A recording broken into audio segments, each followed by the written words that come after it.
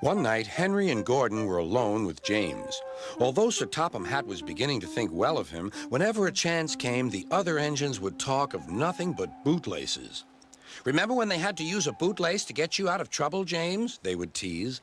James tried to get back by talking about Henry, who got shut up in a tunnel, and Gordon, who got stuck on a hill, but they wouldn't listen. "You talk too much, little James," said Gordon. "A fine, strong engine like me has something to talk about. I'm the only engine who can pull the express. When I'm not there, they need two engines. Think of that. I've pulled expresses for years and have never once lost my way. I seem to know the right line by instinct." Every wise engine knows that the signalman sets the switches to make the engines run on the right tracks. But Gordon was so proud he had forgotten. "Wake up, James," said Gordon next morning. "It's time for the express. What are you doing? Odd jobs? Ah, well, we all have to begin somewhere, don't we? Run along and get my coaches. Don't be late." James went to get Gordon's coaches. They were all shining with new paint. He was careful not to bump them, and they followed him smoothly into the station singing happily, "We're going away! We're going away!" "I wish I were going with you," said James. "I should love to pull the express and go flying along the line." Gordon, with much noise and blowing of steam, got ready to back onto the train.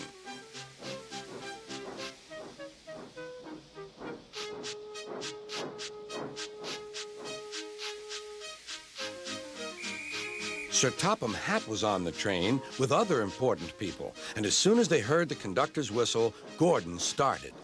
"Look at me now," he puffed, and the coaches glided after him. "Whoop, whoop, whoop, whoop, whoop. Goodbye, little James. See you tomorrow." James watched the train disappear and then went back to work. He pushed some freight cars into their proper sidings and went to fetch the coaches for another train. James had just brought the coaches to the platform when he heard a mournful noise. There was Gordon trying to sneak into the station without being noticed. "Hello, Gordon. Is it tomorrow?" Gordon didn't answer. He just let off steam feebly. "Did you lose your way, Gordon?" "No, it was lost for me. I was switched off the main line onto the loop. I had to go all round and back again." "Perhaps it was instinct," said James. All the passengers were shouting at the ticket window, "We want our money back." Sir Topham Hatt climbed onto a cart and blew the conductor's whistle so loudly that they all stopped to look at him. Then he promised them a new train at once.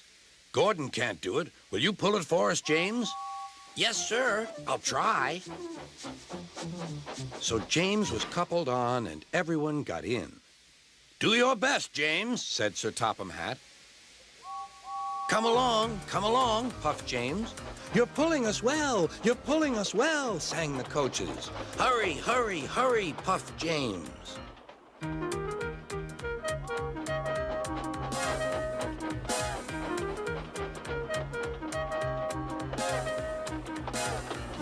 Bridges and stations flashed by.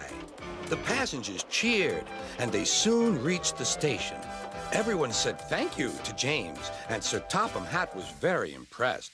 "Well done. Would you like to pull the express sometimes?"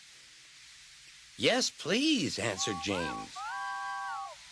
Next day, when James came by, Gordon was pushing freight cars. "I like some quiet work for a change," he said.